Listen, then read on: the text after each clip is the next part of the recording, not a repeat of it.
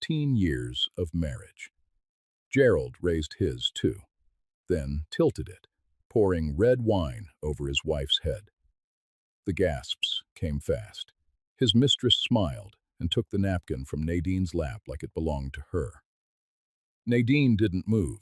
Wine dripped onto the pearl bracelet she had worn every anniversary since the first. Her eyes shifted once, just once, to the man at the next table. She knew exactly who he was. Gerald did not, and that single difference was about to cost him everything. And if you think that moment was painful, stay with me. Because what Nadine did next is something Gerald will never recover from. The Merlot ran down the side of Nadine's face in a slow, crooked line. It caught in the crease of her ear, pooled along her collarbone, and bled into the white silk of her blouse like a wound that wouldn't close. 60 forks stopped moving. 60 conversations died. The string quartet in the far corner of the restaurant kept playing for about 3 more seconds before even they trailed off, one instrument at a time, until there was nothing left but the low hum of the air conditioning and the sound of Gerald laughing. He wasn't laughing hard. That was the worst part. It was the kind of laugh a man lets out when he's done pretending, lazy, satisfied, like he'd finally said out loud what he'd been thinking for years. He leaned back in his chair, adjusted his cufflinks, and looked at the woman seated to his left. Simone.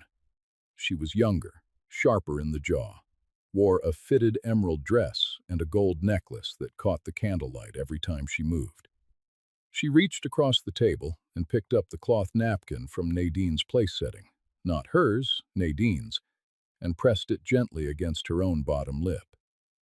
Then she smiled. Not at Gerald, at Nadine. It was the kind of smile that doesn't need words, the kind that says, "I'm here now. You're done." Gerald draped his arm across the back of Simone's chair and turned to the table, to his guests, his family, his co-workers, the people who had watched him marry this woman 15 years ago, and said loud enough for every single one of them to hear, "See, this is what I've been dealing with. 15 years of a woman who just sits there. No fire, no spark. You know what that's like? Like coming home to furniture." Simone tilted her head and looked at Nadine with something between pity and amusement. "Baby, you don't have to explain yourself to her," she said, loud enough for the table to hear. "Some women don't know when to let go." She smoothed the napkin across her lap, Nadine's napkin, and leaned her shoulder into Gerald's arm, like she was settling into a chair she'd already claimed. A few people shifted in their seats. Gerald's mother, Estelle, lifted her wineglass and looked away with a tight, knowing smile. Nobody spoke. Nadine's fingers whitened around the stem of her glass, just for a second. Then they relaxed. She reached up slowly and wiped a line of wine from her temple with the back of her hand.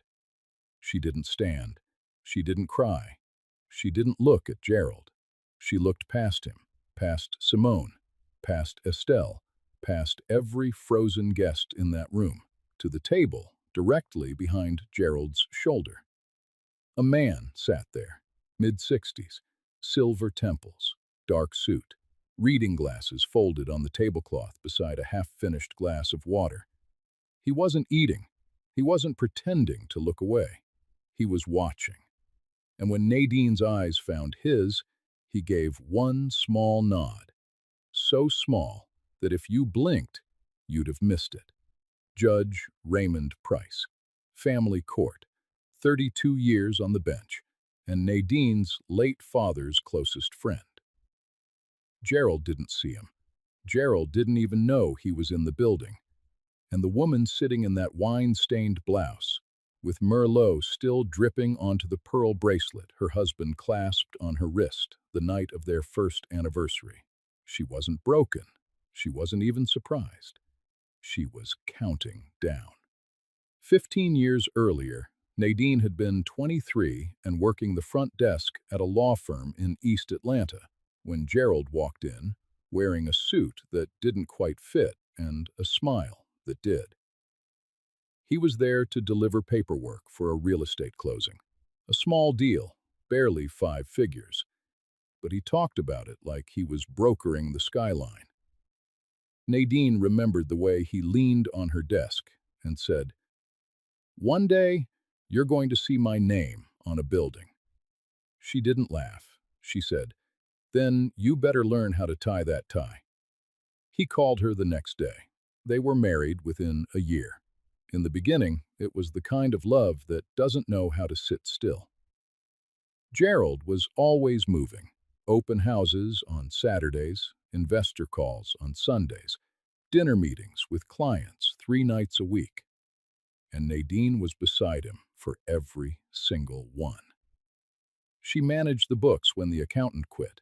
She hosted the dinners when clients needed convincing. She charmed the wives of the men Gerald needed to impress, remembering their children's names and their anniversary dates when Gerald couldn't be bothered. When his first big deal closed, she was the one who found the office space and negotiated the lease. When his credit was too thin for a business loan, she co-signed without hesitation, put her name on the line before he even finished asking. She built the floor he walked on, and for a while, he knew it. Then the money got better, the suits got sharper, the events got bigger.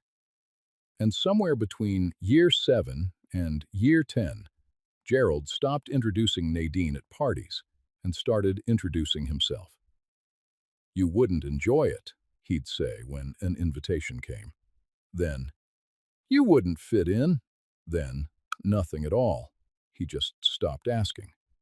Nadine noticed the small things first. A receipt from a downtown restaurant she'd never been to, table for two. A second phone charger tucked inside his briefcase. Cologne she hadn't bought. He started showering before bed instead of in the morning. He stopped kissing their son, Elijah, goodnight, and started nodding at him from the hallway, like the boy was an employee. Then Estelle started visiting. Gerald's mother had never been warm to Nadine, not cold exactly, but distant in the way that women are when they believe their sons married beneath them. But now, Estelle was showing up every weekend with opinions she used to keep behind her teeth.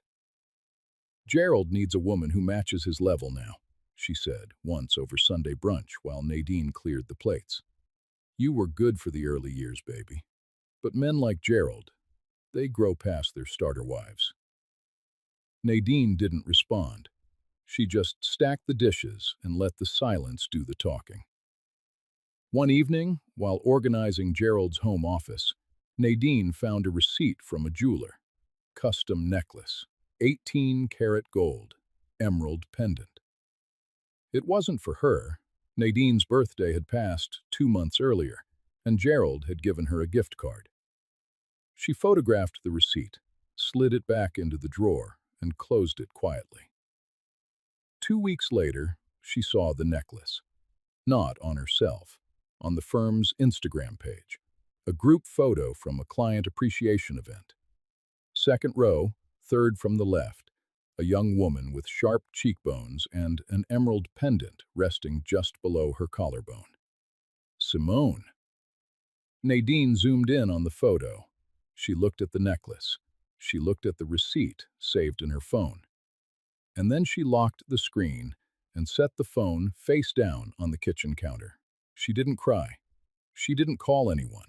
She just stood there in the kitchen, one hand resting on the counter, the pearl bracelet catching the overhead light, and breathed. Some women scream when the truth arrives.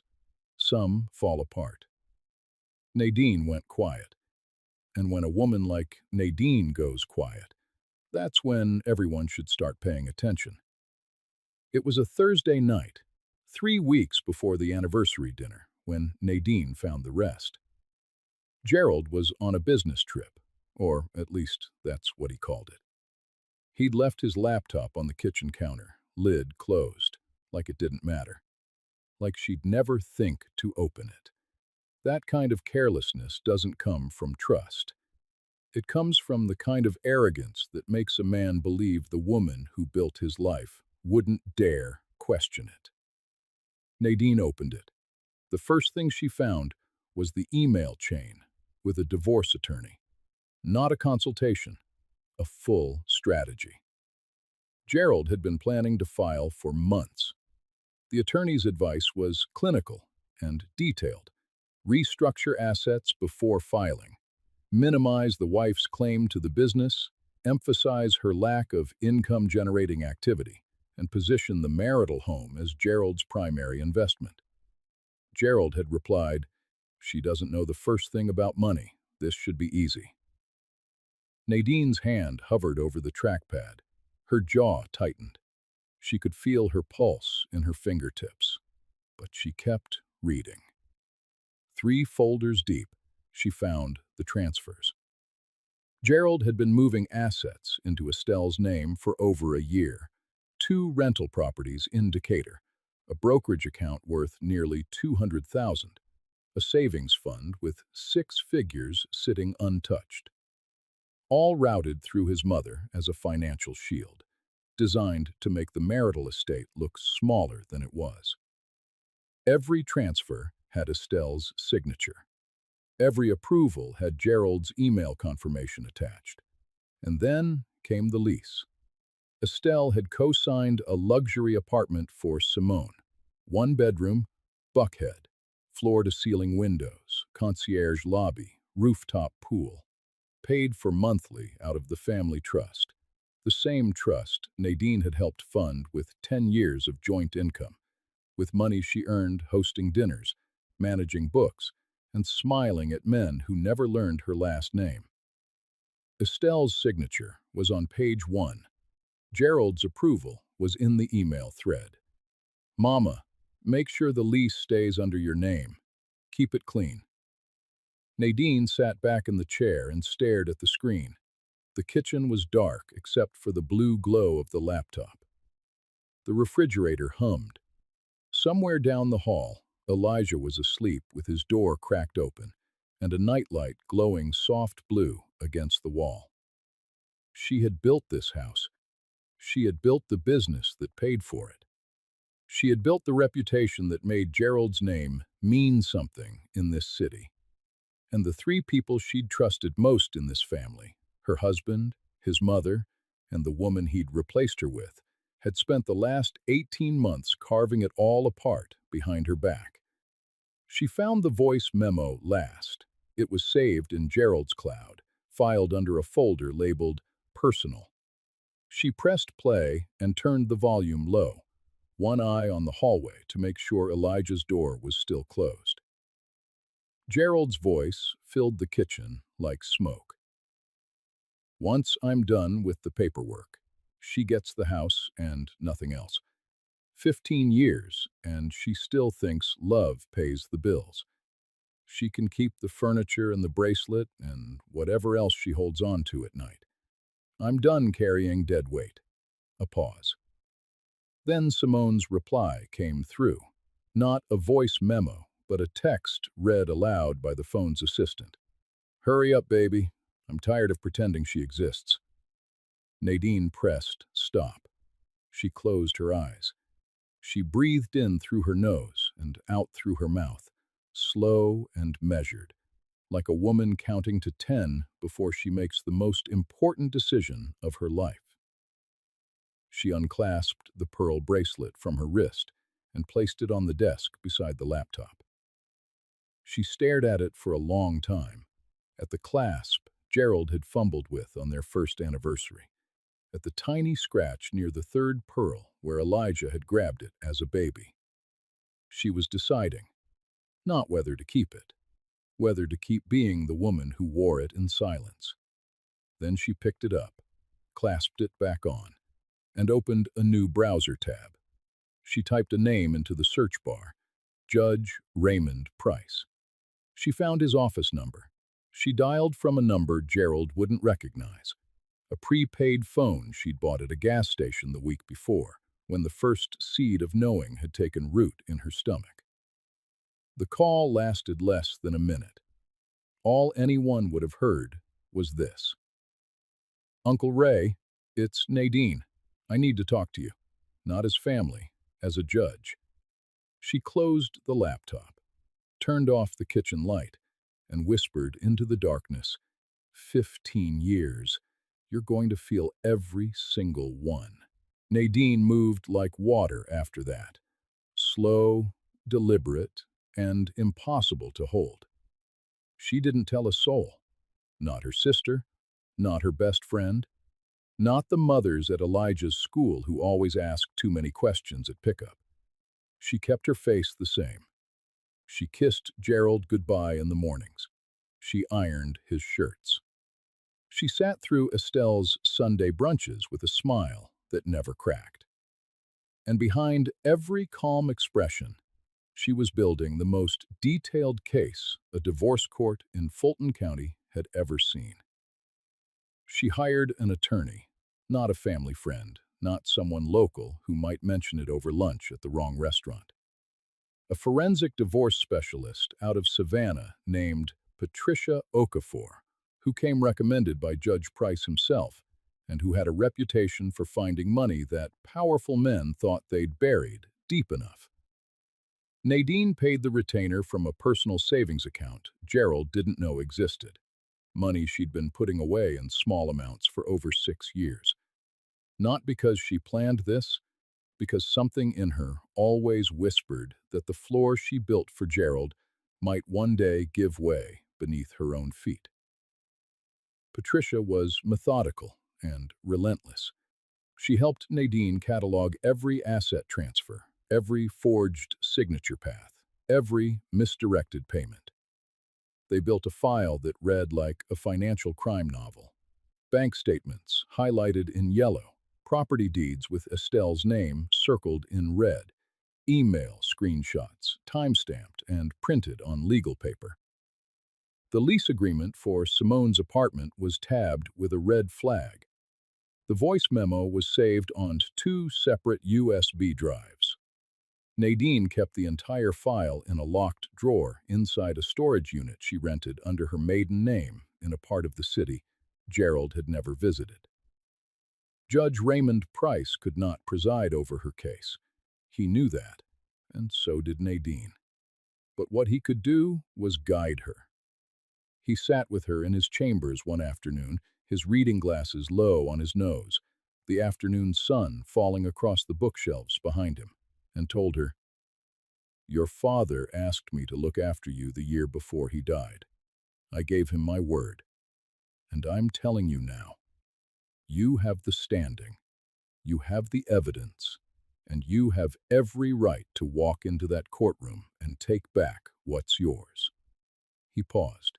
He looked at her the way her father used to, like he could see something in her that the world kept overlooking. Then he said quietly, "He'd be proud of how still you're sitting in that fire, Nadine." Nadine didn't cry, but her hand drifted to the pearl bracelet on her wrist, and she held it like it was the last thing connecting her to the woman she used to be. Meanwhile, Gerald was getting sloppy in the way that only arrogant men get sloppy, not through mistakes, but through the belief that no one was watching. He brought Simone to a business dinner at a steakhouse in Midtown, where a colleague's wife noticed something that made her stomach turn. The gold earrings Simone wore that night, pearl drops with a gold clasp, matched a set the woman had seen on Nadine at a brunch 2 years prior. The same set Gerald had bought alongside the bracelet for their 10th anniversary. A matching pair, one for the wife, one, apparently, for the replacement. The colleague's wife didn't say anything at dinner, but she called Nadine the next morning over coffee and told her everything. The earrings, the way Simone had laughed too loud, the way Gerald had ordered for her like a man showing off a new car. Nadine listened with the phone pressed to her ear, her hand steady, her breathing even. She thanked the woman. She hung up, and she added it to the file. 3 days before the anniversary dinner, Gerald called Nadine from his office. "I want to do something big for the 15th, he said, his voice carrying that performative enthusiasm Nadine had learned to recognize years ago.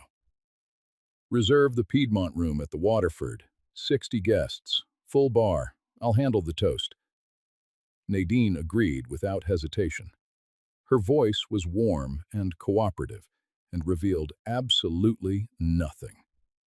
What Gerald didn't know was that she had already been planning the dinner herself, just not the version he imagined. She arranged the seating. She chose the wine list. She confirmed every name on the guest list and added 3 that Gerald hadn't thought to include. When Estelle called to help with the seating chart, Nadine let her make suggestions with a warmth that made Estelle feel generous and important. Estelle unknowingly handed Nadine full control of who sat where and next to whom. Nadine placed Judge Price at the table, directly behind Gerald's chair, close enough to hear every word of the toast, close enough to see the wine pour, close enough, if needed, to testify. And then she did something Gerald would never suspect. She picked up Gerald's phone while he showered that Thursday night and sent a text to Simone. "Come to the dinner Saturday. Sit next to me. It's time people see us together." Simone replied in seconds. "Finally. I'll wear the necklace."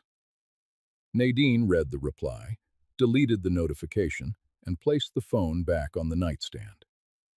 The night before the dinner, Nadine stood in front of her bathroom mirror. She fastened the pearl bracelet on her wrist and held it under the vanity light. She looked at herself for a long time, at the lines around her eyes that hadn't been there 15 years ago, at the steadiness in her gaze that had. She whispered, "One more night, then you can rest." And that settled feeling in her chest. It had nothing to do with love anymore. It had everything to do with knowing exactly what was coming and being ready to stand inside it without flinching. The Piedmont room was beautiful that Saturday evening. Soft amber lighting, white tablecloths pressed clean, sterling silver flatware laid out with precision. 60 seats filled with family, friends, business partners, church members, and neighbors who had watched Gerald and Nadine build their life from a 1-bedroom apartment in East Atlanta to a 6-bedroom house in Buckhead. A banner stretched across the back wall read, "15 years of love." Gerald arrived first. Tailored charcoal suit, gold watch catching the overhead chandeliers, smile bright enough to blind the waitstaff. He shook hands like a man running for mayor, every grip firm, every laugh a beat too loud, every compliment engineered to remind the room that he was the reason they were all there. Simone slipped in through the side entrance 20 minutes later. Emerald dress. The gold necklace with the emerald pendant resting in the hollow of her throat. She didn't sign the guest book. She didn't introduce herself to anyone. She found her way to the head table and sat down beside Gerald like she'd been sitting there for years, like the chair had her name on it. Nobody said a word, but everybody saw. Then Nadine arrived. White silk blouse, black pencil skirt, the pearl bracelet catching every flicker of candlelight as she moved through the room. She walked like a woman who had already read the last page of the book everyone else was still opening. She greeted every guest by name. She touched shoulders. She kissed cheeks. She lingered at each table just long enough to leave a feeling behind. The feeling of being noticed by someone who was paying attention. Gerald's business partner, Terrence, stopped her near the bar. He looked at her face for a long moment, not at the blouse or the bracelet, but it's something in her eyes that hadn't been there the last time they spoke. A stillness that felt deliberate. "You look like a woman who knows something the rest of us don't," he said. Nadine smiled, the kind of smile that gives nothing and takes nothing. "I just know how to enjoy an evening, Terence." Estelle arrived in a burgundy dress with gold buttons and took her seat near Gerald. She squeezed his hand under the table and whispered, "After tonight, it's done." Nadine was close enough to hear. She picked up her water glass, took a sip, and set it down without a single change in her expression. Judge Price entered quietly through the main door. He nodded to the hostess. He took his seat at the neighboring table, placed his reading glasses beside his water glass, and unfolded his napkin with the unhurried patience of a man who had spent 3 decades listening to other people's truths come to the surface. Gerald didn't notice him. Gerald didn't even glance in his direction. As the main course was served, Nadine watched the room the way a chess player watches a board. Simone was growing louder, laughing at Gerald's jokes with her hand on his forearm, leaning into him whenever a camera appeared, tossing her hair so the emerald pendant caught the light. She was performing, and the room could feel it. Two of the wives at the far table had stopped talking and were watching Simone with the kind of quiet focus that comes right before a conversation that will be had in the parking lot on the way home. Gerald's college friend, Wesley, leaned across and said something to Nadine about Elijah's baseball season. She answered with warmth and detail. Stats, game days, the name of his coach. Wesley glanced at Gerald, who was whispering something to Simone, and then back at Nadine. The contrast was loud enough to echo. Halfway through dinner, Gerald leaned over to Nadine and said, in that dismissive tone he'd perfected over the years, "Go check on the dessert order. I don't want the kitchen dragging their feet. That's about your speed, right?" Nadine set her fork down. She turned and looked at him. Not at the table, not at her plate, at him, directly. And she said, calmly, without blinking, "I think I'll stay right here tonight." Gerald blinked. Something in her tone made the back of his neck stiffen. A muscle in his jaw twitched. Simone shifted in her seat and uncrossed her legs. Estelle's fork paused halfway to her mouth, but the moment passed. Gerald laughed it off like it was nothing, refilled his glass for the third time, and stood for his toast. He held the wine glass high. 60 people went quiet. He grinned, the wide, self-satisfied grin of a man who believes the room belongs to him, and said, 15 years. 15 long, long years. Then he tilted the glass, and everything that happened next, the room would never forget. The wine hit Nadine's scalp and ran in thin red rivers down her forehead. It seeped into the collar of her silk blouse and spread like something that had been waiting to stain. The room gasped, not the polite kind, the kind that comes with widened eyes and hands pressed to mouths and chairs scooting backward from the table. Gerald sat back down like a man who had just told a joke that landed. He draped his arm around Simone's shoulder, and she reached across the table, picked up Nadine's napkin, and pressed it against her own mouth like she was cleaning up after a meal that had nothing to do with her. She looked at Nadine while she did it. The smile hadn't left her face. The room held its breath. Every eye in the Piedmont room was on the head table, and Nadine stood, slowly, wine still dripping from her temple, running along her jaw, catching in the curve of her ear. She didn't wipe her face. She didn't touch her blouse. She didn't raise her voice. She lifted her left hand and touched the pearl bracelet on her wrist once, gently, like she was saying goodbye to something she had carried for a very long time. And then she spoke. "Gerald." Her voice was low, steady, quiet enough that the entire room leaned forward in their chairs. I want to thank you for tonight, for showing every person in this room exactly who you are, because I've been carrying that truth alone for months, and honestly, I was getting tired. Gerald's arm slid off Simone's shoulder like it had been cut loose. His mouth opened, but nothing came out. For the first time in 15 years, Gerald had no script. Nadine reached into the clutch bag hanging on the back of her chair and pulled out a slim white envelope. She set it on the table in front of him, centered between his plate and his overturned wine glass. That is a forensic audit of every asset you transferred into your mother's name over the past 18 months. Every dollar you moved out of our joint accounts.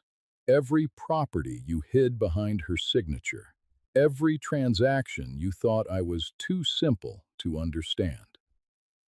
Estelle's wine glass hit the tablecloth. She didn't drop it.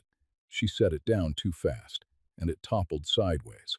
Red wine spreading across the white linen like a mirror of what Gerald had just done to Nadine. The symmetry was so perfect that two guests at the far end of the table actually looked at each other and then looked away, as if they'd witnessed something that was never supposed to be seen. Nadine pulled out a second envelope. Her hand was steady. Her voice did not waver. This is the co-signed lease your mother arranged for your girlfriend's apartment in Buckhead, paid for monthly with money from our family trust. The trust I helped build while you were still on Moreland Avenue and borrowing gas money from my purse. Gerald's jaw clenched so hard, the vein in his temple rose to the surface. He looked at his mother. Estelle's eyes were on the tablecloth. She wouldn't look up. She couldn't. Then Nadine turned to Simone. She didn't raise her voice. She didn't step closer. She didn't need to. She simply looked at her and said, "That necklace you're wearing, the emerald one Gerald picked out, I have the receipt.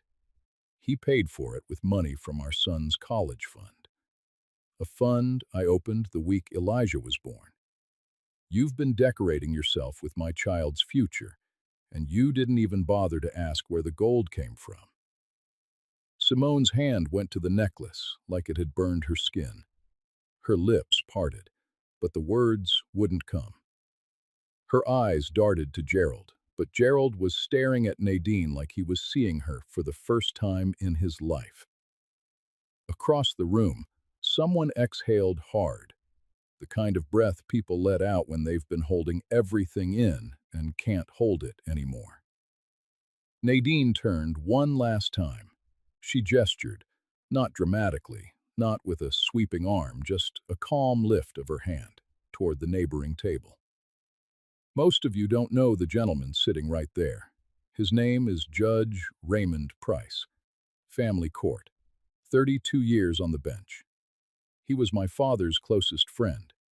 He promised my father before he passed that he would look after me. He has been advising me, not on revenge, but on rights, my rights, and I have exercised every single one of them. She paused. The room didn't breathe. 60 people sat frozen in their seats, and the only sound was the faint creak of Judge Price's chair as he shifted slightly, his hands folded in his lap, watching Gerald the way a man watches a storm that has already passed but doesn't know it yet. "The divorce filing was submitted this morning, Gerald. You are not leaving me. I already left you." Gerald shoved his chair back. The legs screamed against the hardwood. He opened his mouth to speak, to argue, to explain, to do what he had always done, talk his way through the damage.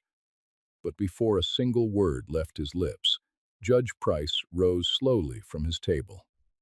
He adjusted the cuffs of his suit jacket with the unhurried precision of a man who had spent 32 years watching people try to outrun the truth. And he said, in a voice that carried without effort across every corner of that room, "I'd advise you to let your attorney handle things from here, son." The room was silent. Not quiet, silent. The kind of silence that presses against the walls and makes the air feel heavy and the lights feel too bright. Estelle sat frozen, both hands flat on the table, her burgundy dress suddenly looking like it belonged to someone who had arrived at the wrong event. Gerald's mouth was still open, but nothing was coming out. Simone stood. She grabbed her clutch. She didn't look at Gerald. She didn't look at Nadine. She walked toward the exit with her head down, the emerald necklace swinging against her chest like a pendulum, counting down the last seconds of a life she had borrowed and could not keep. Nobody stopped her. Nobody followed. And Nadine, still standing, still dripping wine, still steadier than anyone in that room, unclasped the pearl bracelet from her wrist. She held it for a moment in her open palm, feeling the weight of it one last time. 15 years of anniversaries. 15 years of sitting still. Then she set it on the table in front of Gerald, right between the two envelopes, and said, "I wore that every anniversary for you. I don't need it anymore." She picked up her clutch, straightened the collar of her stained blouse, and walked toward the front door of the Piedmont room. Her heels clicked on the hardwood in a rhythm that sounded nothing like retreat. 60 people watched. Not one of them spoke. The door closed behind her softly, and inside that room, Gerald sat alone at the head of a table set for celebration, with an envelope in each hand, an empty chair where his mistress had been, a mother who wouldn't meet his eyes, and a pearl bracelet resting on the tablecloth between two overturned wine glasses. The string quartet didn't start playing again. The days after the dinner moved the way water moves through a crack in a wall, slow, steady, and impossible to stop. Within the week, Gerald's business began to shift. Not publicly at first. It started with silence, calls that weren't returned, emails that were answered 3 days late with language that used to be warm and was now strictly professional. Lunches rescheduled, meetings shortened. Then Terence, his closest business associate and the man who had helped him build the firm from two across from him in the office, and said what no one else had the nerve to say. "I watched you pour wine on your wife's head in front of 60 people, Gerald. 60 people who include our clients, our investors, and their wives. I can't have people Googling my partner and finding this. I'm restructuring the partnership," Gerald argued. Terence didn't. Estelle tried to move the hidden assets further, a transfer to an out-of-state account, a quiet reallocation to a cousin's name. But Nadine's attorney had already filed injunctions on every account tied to Estelle's name. The funds were frozen. The properties were flagged. Estelle called Gerald from her living room, her voice shaking between rage and disbelief. "I told you to handle her before she got smart. I told you she was paying attention. You said she was too stupid to notice."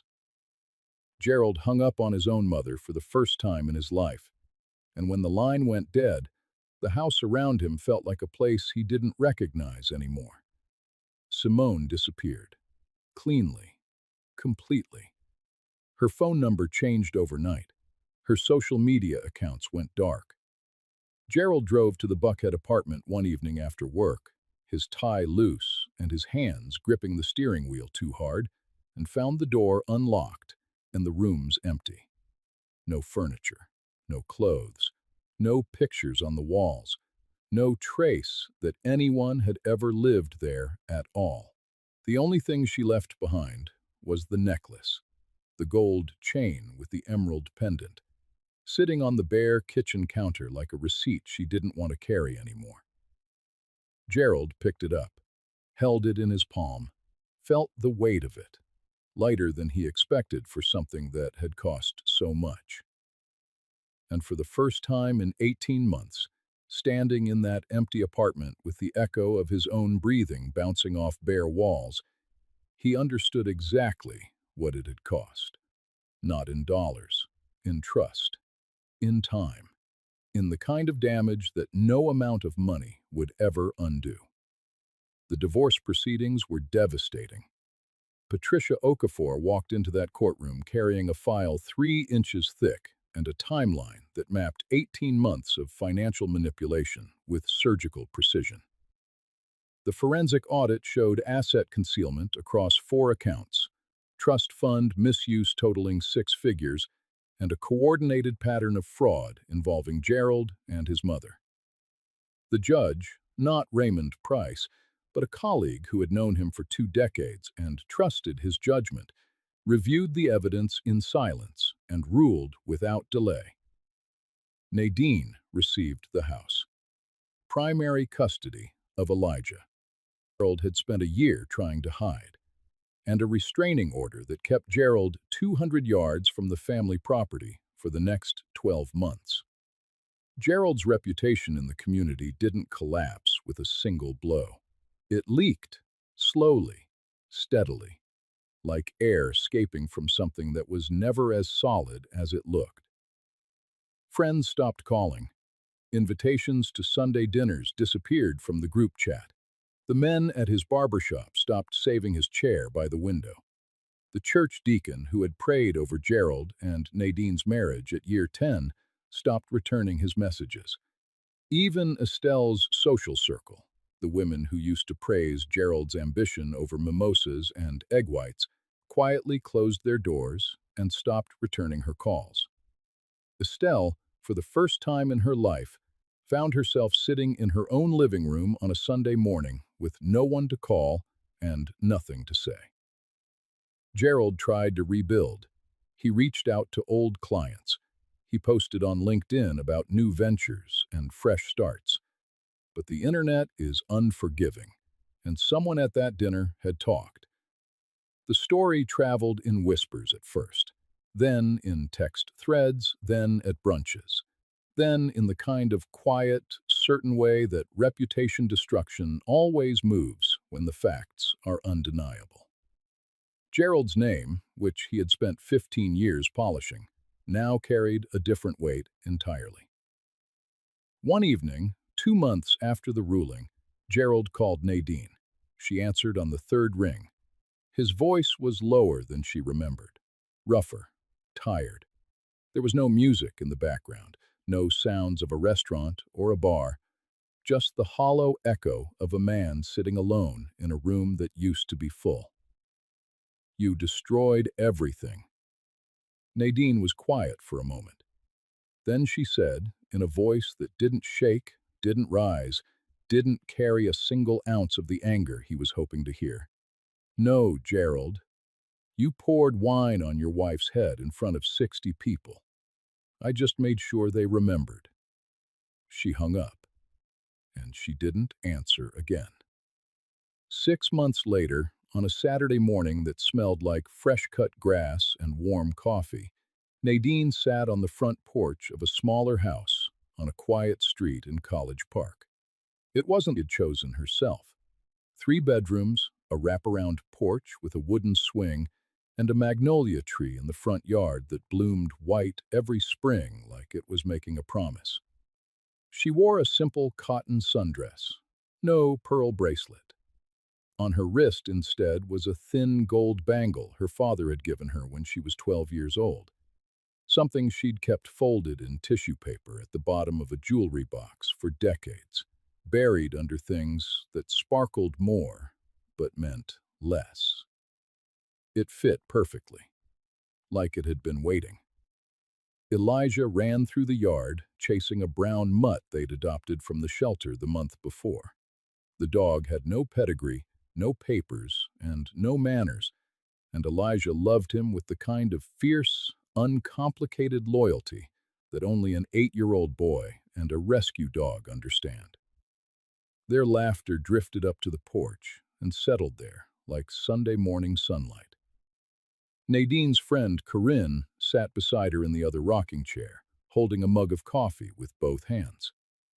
They were talking about something small and unimportant, whether to plant tomatoes or peppers along the side of the house, and whether the dog would dig them up before they bloomed.